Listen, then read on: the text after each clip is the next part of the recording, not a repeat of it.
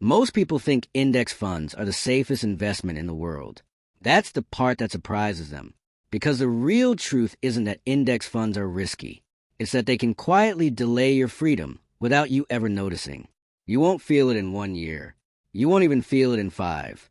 But one day, you'll look back and realize something strange. You did everything right and still didn't get where you expected. And that's when it hits you. Safety didn't fail you, it slowed you down. There's a simple story most people hear when they first learn about money. It goes like this. Work hard, save consistently, invest in index funds, wait patiently, and eventually you'll be fine. It's clean, it's logical, it feels responsible, and maybe that's why it spreads so easily, because it removes complexity, it gives certainty, it makes the future feel predictable. But the problem with simple stories is this. The simpler the story, the more it hides. Index funds are not the problem. The story around them is. At their core, index funds are simple. They track the market. They don't try to beat it. They don't try to outsmart it. They just follow. And over long periods of time, the market tend to go up. That's where the belief comes from. That's where the confidence comes from. That's where the comfort comes from. But here's the detail most people don't stop to think about. If you follow the market, you become the market. And the market doesn't rush. The market doesn't care about your timeline.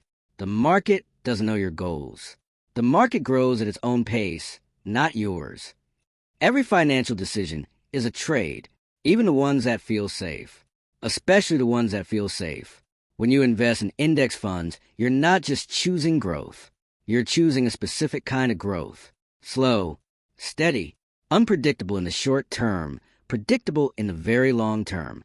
But here's the trade nobody explains clearly. You trade speed for certainty. And that sounds like a good deal. Until you realize what speed actually means. Speed means reaching freedom earlier, having options sooner, being able to pivot when life changes. When you slow that down, you don't just delay money. You delay choices. Money is not just about wealth, it's about timing. Time is the strongest argument for index funds. Just give it time. Think long term. Zoom out. And those statements are true, but they hide something important. Time works in two directions. Yes, it grows your investments, but it also moves your life forward. You age, your priorities shift, your responsibilities increase, and sometimes your window of opportunity gets smaller. We think we have time until we realize we spent it. Index funds assume one thing, that your future self will still want the same life your present self is planning for. But that's not always how life works. Index funds are built on averages, average market returns, average recovery times, average outcomes.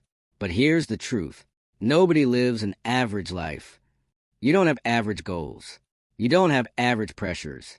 You don't have average timing. Yet you're following an average strategy. An average strategy can't guarantee an extraordinary outcome. And that's where the disconnect begins. Not because index funds are bad, but because expectations are misunderstood. There's a cost people rarely talk about. Not fees, not taxes, something quieter, opportunity. While your money grows slowly in the background, what are you not doing? What ideas are you postponing? What risks are you avoiding? What skills are you not building? Because you've been told this is enough. The biggest cost in life is not what you lose, it's what you never attempt. Index funds can make you feel like you're progressing, even when nothing else is moving. So what's the truth about index funds? It's not that they're bad. It's not that they don't work.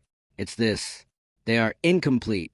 They solve one part of the financial equation, growth, but they don't solve income, flexibility, speed, control.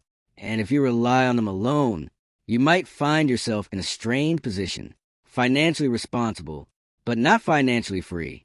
Doing the right thing is not always enough. If it's the only thing you do, instead of asking, are index funds good or bad? Ask something better. What role should they play? Because that's the real question.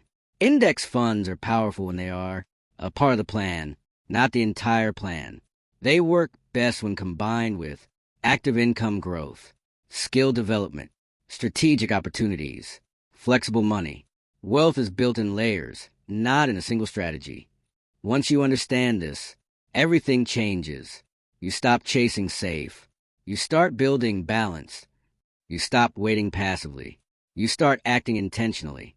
You stop asking, how long will this take? And start asking, how many paths am I creating?